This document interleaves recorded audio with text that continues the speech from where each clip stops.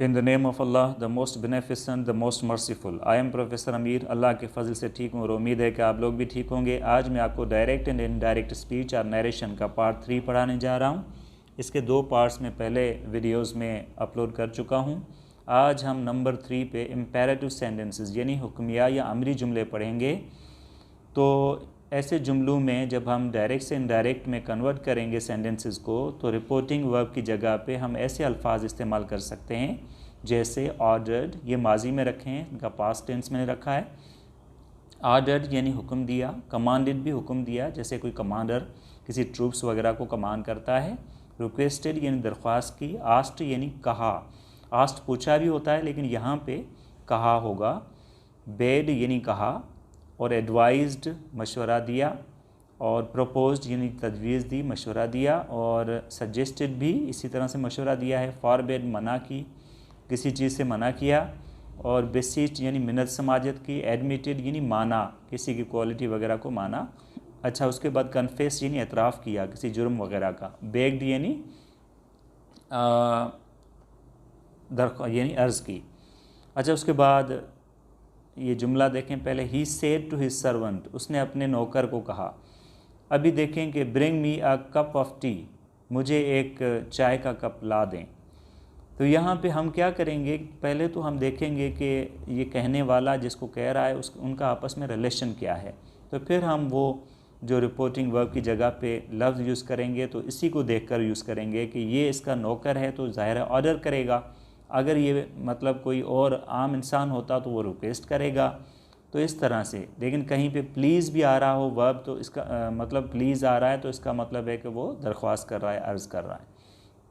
तो हमें रिलेशन को देखना होगा। रिपोर्टिंग वर्ब का ऑब्जेक्ट जो होगा, यानी वो रिपोर्टिंग वर्ब जो है इसका ऑब्जेक्ट, ये सब्जेक्ट, ये ऑब्जेक्ट है, तो ये इनका रिलेशन आपस में क्या है। तो ये जो है ना अपना उसका वो नौकर है तो ये उसका बॉस हुआ, तो ये ऑर्डर ही करेगा।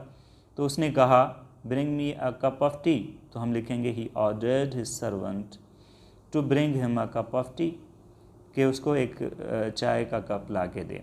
तो यहाँ पे देखें उसने हुक्म दिया अपने नौकर को कि उससे वो चाय का कप ला के दे। यहाँ पे हमने इन्फिनेटिव में वर्ब रखा, टू ब्रिंग समथिंग। तो ज़्यादातर जो हैं हम इन्फिनेटिव से भी ये जो है कन्वर्ट करेंगे, बाकी कहीं पे कुछ और भी तरीक़ेकार होगा। तो आगे देखें sentences. They said to him, उन्होंने उसे कहा। Please help me, help us. They said to him please help us, तो उन्होंने उससे कहा, यानी कोई एक शख्स था, वो ज़्यादा लोग थे, उन्होंने कहा कि मेहरबानी करके हमारी मदद करो। दे रिक्वेस्टेड हिम, उन्होंने उसको दरख्वास्त की, टू हेल्प देम, कि वो उनकी मदद करें। फ़कत हमने इन्फिनेटिव रखा है ऐसे सेंटेंसेस में। बाकी कुछ और सेंटेंसेस हो सकते हैं जिनमें हम कुछ और अल्फाज यूज़ करें। A stranger said to me please tell me how I can contact you, तो एक अजनबी ने मुझे कहा कि मुझे बताओ मैं कैसे आपसे जो है वो कांटेक्ट रखूं, रब्ता कर सकता हूं। तो ये यहाँ पे क्वेश्चन नहीं है, ये उसने जो अंदाज़ में पूछा है कि मैं कैसे कांटेक्ट कर सकता हूँ, वो तरीक़ेकार बताएं, वो वे बताएं। चलो, अ स्ट्रेंजर रिक्वेस्टेड मी, एक अजनबी ने मुझे दरख्वास्त की, अर्ज़ की, टू टेल हिम, कि मैं उसे बताऊं, how he could contact me, कि वो मुझसे कैसे वो रब्ता रखेगा, किस तरह से रब्ता रखे। तो इस तरह से ये इनडायरेक्ट नरेशन में इवन जो क्वेश्चन होता है वो भी एक्सप्रेस किया जाता है, लेकिन यहाँ पे तो ये इम्पेरेटिव सेंटेंसेस हैं, तो इनमें दरख्वास्त की जाती है, हुक्म दिया जाता है, या कोई मिन्नत समाजत की जाती है। अच्छा, उसके बाद मशवरा वगैरह। अच्छा, the boss said to his assistant, boss ने अपने असिस्टेंट को कहा, जो मुआवन था उसका मददगार, उससे कहा arrange a meeting after an our today, यानी आज 1 घंटे बाद एक मीटिंग का इंतज़ाम करो। The boss ordered his assistant to arrange a meeting after an hour that day, तो बॉस ने अपने मातहत जो था, यानी उसका जो मावन था, असिस्टेंट था, उसे हुक्म दिया कि वो 1 घंटे बाद जो है वो मीटिंग अरेंज करे, मीटिंग का इंतज़ाम करे उस दिन, दैट डे, माजी की बात है। The commander said to the troops, commander ने ट्रूप्स को कहा, यानी आर्मी को, सिपाहियों को कहा, गो अहेड, आगे जाओ, एंड अटैक द एनिमी, और दुश्मन पे हमला करो। The commander commanded the troops, यहाँ पे ऑर्डर भी हम लिख सकते हैं, the commanded the troops to go ahead, okay, commanded the troops, troops को हुक्म दिया कि वो आगे जाएं, to go ahead and attack the enemy, और आगे जाएं और दुश्मन पे हमलावर हों। उसके बाद है the doctor said to the patient, यहाँ पे डॉक्टर और पेशेंट का रिलेशन देखेंगे तो वो एडवाइज़ ही कर सकता है, तो हम एडवाइज़ लिखेंगे, ओके। सो उसने क्या कहा, take the medicine on time and have bed rest, यानी वक्त पर मेडिसिन खाओ और आराम भी करो। तो the doctor advise the patient to take the medicine on time and have bed rest, और आराम करें। They said to us to their friends, उन्होंने अपने दोस्तों को कहा, let us go on picnic today, आओ आज हम सैर पे चलें। तो यहाँ पे देखें हम कुछ और अल्फाज यूज़ कर सकते हैं, सपोज़ यहाँ पे हम प्रोपोज यूज़ कर सकते हैं, सजेस्ट यूज़ कर सकते हैं। तो दे प्रपोज टू देयर फ्रेंड्स, उन्होंने अपने दोस्तों को तजवीज़ दी, मशवरा दिया, that they should go on picnic that day, कि उस दिन उनको पिकनिक पे जाना चाहिए। इसको आप फ़कत इन्फिनेटिव से भी रख सकते हैं, ये शुड गो की जगह पे आप टू गो लिख सकते हैं, जैसे यहाँ पे ऑप्शन है, they propose to their friends to go on picnic that day, उन्होंने अपने दोस्तों को ये तजवीज़ दी, यानी कौन सी तजवीज़ दी, सैर पे जाने की के लिए। Her father said to her, उसके वालिद ने उसे कहा, bring me a glass of water, कि मुझे एक पानी का गिलास ला के दो। यहाँ पे ये फादर कोई आर्डर नहीं कर सकता, रिक्वेस्ट भी नहीं कर सकता, तो बीच का लफ्ज़ कौन सा होगा जो हम यूज़ करेंगे, यहाँ पे वही होगा, आस्क यूज़ करेंगे, आस्क यानी कहना। तो his father, sorry her father asked her, okay, asked her to bring him a glass of water, उसके वालिद ने यानी उसे कहा कि उसे वो एक पानी का गिलास ला के दे। उसके बाद the gardener said to the boys, यानी माली ने लड़कों को कहा, do not pluck the flowers, यानी फूल ना तोड़ो। तो यहाँ पे होगा the gardener forbid the boys to pluck the flowers, यानी फॉरबिड मना किया। तो माली ने लड़कों को मना किया फूल तोड़ने से मना किया। या आप इसको ऐसे भी लिख सकते हैं, suppose the gardener advised the boys not to pluck the flowers. जब एडवाइज लफ्ज़ हम यूज़ करेंगे तो नॉट टू होगा, कि ऐसा ना करें। और फॉरबिड यानी मना किया, तो हम यहाँ पे नेगेटिव नहीं करेंगे, क्योंकि फॉरबिड का मतलब ही मना किया है, तो यहाँ हम पॉजिटिव रखेंगे, forbid the boys to pluck the flowers, मना किया फूल तोड़ने से। यहाँ पे मशवरा दिया कि ऐसा ना करें, फूल ना तोड़ें। अच्छा, उसके बाद ये है, he said please let me come in, मेहरबानी करके मुझे अंदर आने दो। He requested them, okay, he said to them he said to them, यहाँ पे क्योंकि आगे हमने देम यूज़ किया है तो यहाँ पे देम होना चाहिए। He said to them please let me come in, उसने उनको कहा कि मेहरबानी करके मुझे अंदर आने दो। He requested them that he might be allowed to go in, ये भी हम कर सकते हैं, इसमें इन्फिनेटिव भी रख सकते हैं कि he requested them to let him come in, okay, to allow him to come to go in, to allow him to go in, ऐसे भी हम लिख सकते हैं। या he might be allowed to go in, ये ज़्यादा बेहतर है। शी सेड टू देम, उसने उनको कहा, please help me, I am in trouble, मेहरबानी करके मेरी मदद करें, मैं उलझन में हूँ। She requested them to help her as she was in trouble, जैसा कि वो उलझन में थी। He said to his friends, उसने अपने दोस्तों को कहा, please allow me to join the team, मेहरबानी करके मुझे इजाज़त दो कि मैं टीम ज्वाइन करूँ, टीम में शिरकत करूँ। He requested his friends that he might be allowed to join the team, उसने अपने दोस्तों को दरख्वास्त की कि उसको इजाज़त दी जाए टीम में शिरकत करने की। They said let us start our studies now, आओ हम अपना मुतालिया अभी शुरू करें। दे सजेस्टेड भी लिख सकते हैं, दे प्रपोज्ड भी लिख सकते हैं, कोई एक लिखें। दे सपोज सजेस्टेड और प्रपोज्ड दैट, प्रपोज्ड और यहाँ पे that they should start their studies, उन्होंने तजवीज़ दी कि उनको अपना मुतालिया शुरू करना चाहिए। He said to the public, उसने अवाम को कहा प्लीज़ सपोर्ट मी, मेहरबानी करके मेरी मदद करो। I stand against the injustice, मैं नाइंसाफ़ी के ख़िलाफ़ खड़ा हूँ। He requested the public to support him, उसने अवाम को दरख्वास्त की कि उसकी मदद करें। When he stood against injustice, जबकि वो इंसाफ के ख़िलाफ़ खड़ा था।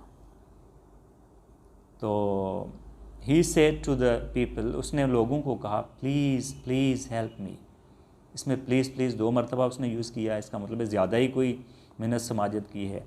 आई एम इन ट्रबल, मैं उलझन में हूँ। ही, यहाँ पे हमने लफ्ज़ चेंज किया इसलिए कि यहाँ पे कुछ ज़्यादा ही मिन्नत समाजत लगती है।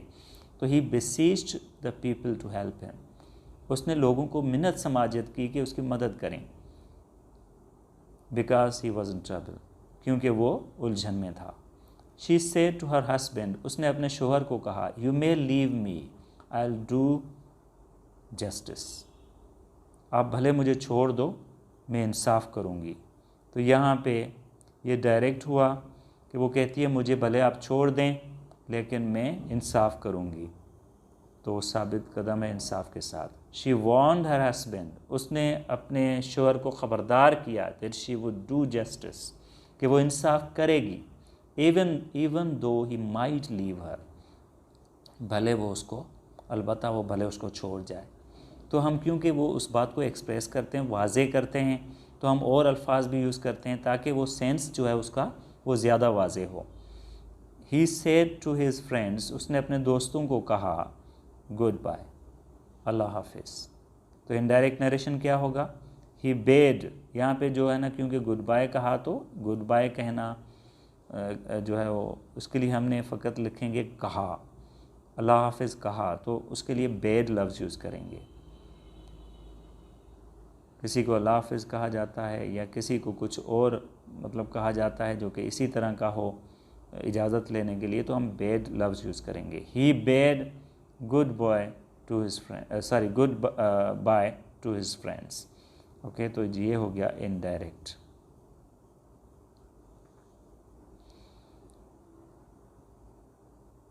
अच्छा, उसके बाद है he said to his friend happy birthday. यहाँ पे क्योंकि हैप्पी बर्थडे कोई किसी को कह रहा है तो बर्थडे विश करता है, तो यहाँ पे हम लिखेंगे he wished happy birthday to his friend. तो ये इनडायरेक्ट हो गया।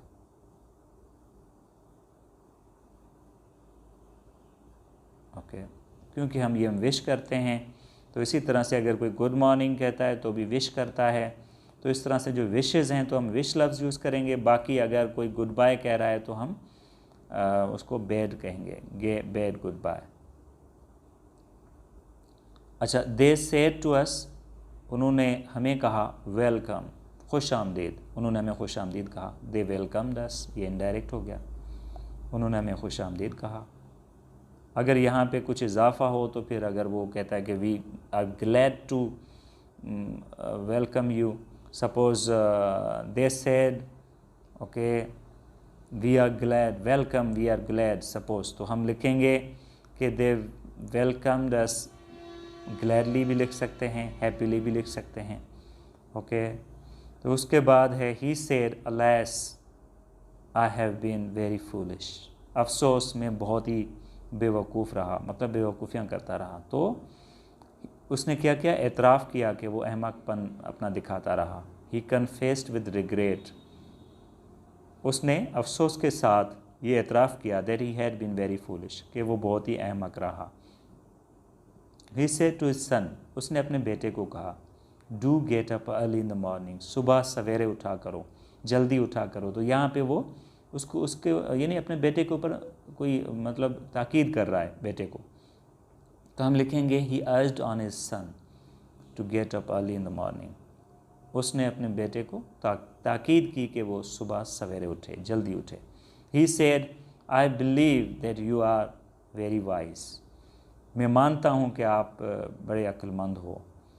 तो यहाँ पे किसी की क्वालिटी को मान लेना, किसी की अच्छाई को मान लेना, उसके लिए लफ्ज़ हम लिखेंगे एडमिट या इवन बिलीव भी लिख सकते हैं। He believe that he was very wise, और he admitted that he was very wise, very wise. अगर कोई कहता है, कोई इंटेलिजेंट है, कोई कहता है मैं मानता हूँ आप होशियार हो, तो वहाँ पे हम एडमिट लफ्ज़ यूज़ करेंगे।